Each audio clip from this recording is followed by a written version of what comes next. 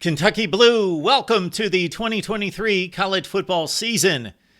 Welcome to the Voice of College Football, everyone. Discussion, debate, and analysis right here every day. Lock it in. We appreciate you being here. Let's take you for a ride through the Gators and the Wildcats in Lexington this afternoon. And a Kentucky win 33-14. And I say welcome to the 2023 season. Well, yeah, they had 4 wins, but they were against flyweights. We started to learn what this Kentucky team was all about, and we learned it well. The Florida Gators probably learned the lesson all too well. Let's get to it here. Ray Davis, of course, he was the acquisition from the transfer portal via Vanderbilt. Ray Davis with Vanderbilt last year ran for 100 yards against Kentucky to upset the Cats in one of the season's most embarrassing losses.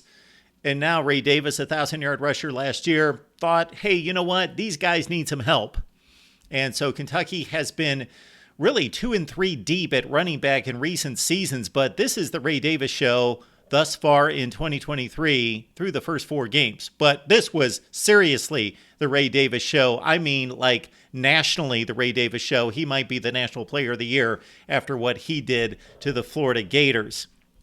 All right, it started out Kentucky on defense. De'Aaron Jackson on the first drive with a sack of Graham Mertz set the tone for the Kentucky defense under coordinator Brad White. He brought a tremendous game plan to this one against the Gators. Montrell Johnson had a 3rd and 15 run that looked like it might have broke the Wildcats back on the first drive, but that was called back due to a holding on Khalil Jackson. All right. Cats take over on offense. Barry and Brown in this Kentucky wide receiver core, not necessarily needed much on this day, but they will be needed down the stretch. And the Wildcats have some weapons on the outside. Barry and Brown kept a drive alive to start out the game for Kentucky when he dodged about 3 guys on a screen pass to gain a first down. Devin Leary, though, missed 2 easy throws.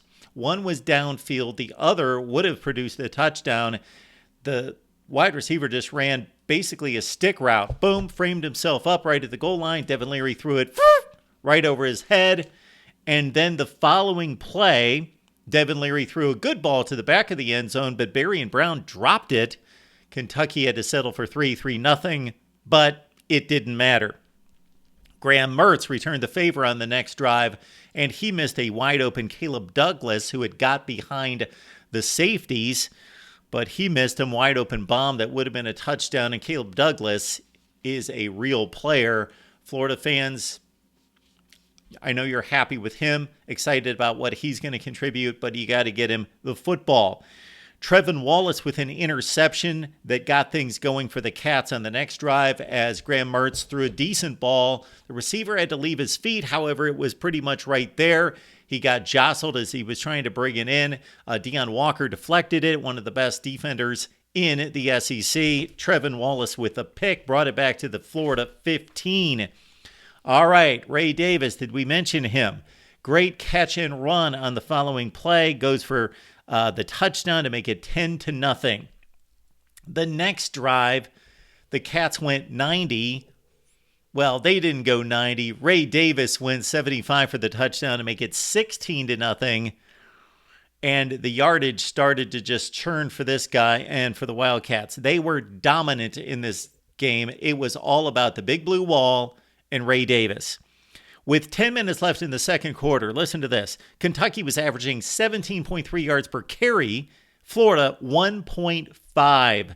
228 rushing yards to 43. That was total yardage at that point near halftime. Ray Davis on the next touchdown drive to make it 23-0, 7 plays, 80 yards. Ray Davis had runs of 16, 33, 13. They just couldn't stop him. And this has been a Florida defense that has played well. They held up against the Utah rushing attack, even though they lost the game, only 24 points. They held up pretty well against the Utah rushing attack. And then they really bottled up those 3 excellent Tennessee backs in that win in the swamp. But my goodness, 223 rushing yards for Kentucky by the 4-minute mark of the second quarter. Jason Marshall, the former 5-star defensive back for Florida, had a chance to get the Gators back in the game, dropped what would have been a pick 6. So In the midst of all this jubilation concerning Ray Davis and the first big SEC win and defeating the rival Gators and kind of taking over this series that once Kentucky lost 31 straight, got to worry about the passing game because they've got the weapons to do damage downfield, but Devin Leary has not been good, and he could have thrown a pick six there. Caleb Douglas on the ensuing drive for Florida brought some life to the table for the Gators here. This is right before halftime. Went high for a catch, outfought the defender for the football. Great catch. Tried to struggle his way into the end zone. Got it down to the 1 yard line as he outfought Andrew Phillips for the football. Next play, a couple plays later, Graham Mertz hit Hayden Hansen on the play action pass for the touchdown to get Florida on the board. And 23-7 at halftime is not a good place to be, but Florida was back in the game at that point momentarily.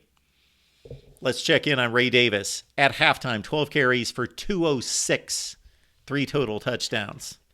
Could the record books be in Ray Davis's future? We shall see. Ricky Pearsall had a touchdown for Florida, the Gators' #1 receiver. That made it 30-14. So even though Kentucky had clearly and continued to dominate this game, with Devin Leary missing some passes and with the Gators hanging in there, 30-14, 2-score game at this point.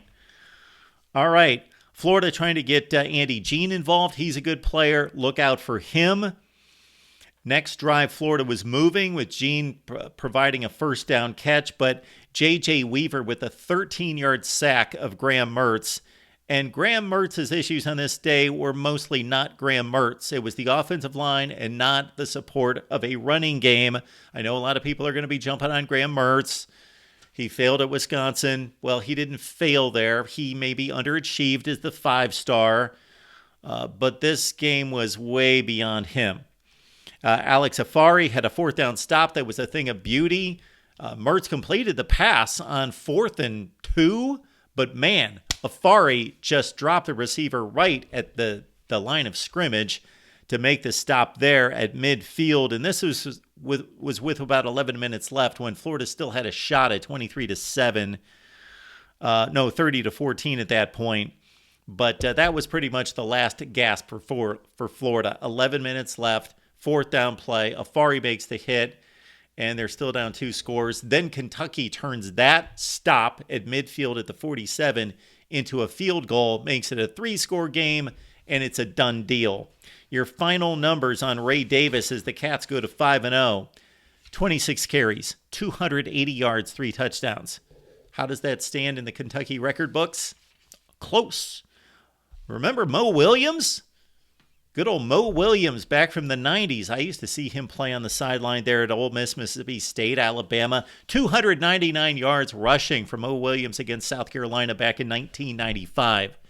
Back to Devin Leary, 9 of 20 for 69 yards. They didn't need him on this day. They were that dominant up front. However, they're going to need him. Maybe next week at Georgia. Kentucky 5-0. Georgia playing Auburn right now. Could enter that game. Should enter that game despite being down by a field goal right now to the Auburn Tigers at 5-0. Big showdown. And will the Cats emerge as that one team that could possibly take down Georgia? For Florida, still a decent start to the season, although what we saw today as just a pick'em game on the road did not fare well. They were dominated in this game. So decent start at 3-2, considering they've played 3 quality teams in Utah, Tennessee, and Kentucky. But Florida's obviously going to have to play much better at the line of scrimmage, and we expect them to do just that. The defensive line and the front 7 took a step back in this one. They got Vandy coming up next week. The Gators should handle business there, you would think. Your thoughts down below about Kentucky, the big matchup coming up against Georgia, the Gators at 3-2, and what their goal should be for this season. Billy Napier doing a nice job in recruiting. The on-field performance, of course, has been uneven for the Gators. Best discussion, debate, and analysis right here at the Voice of College Football. See you next time.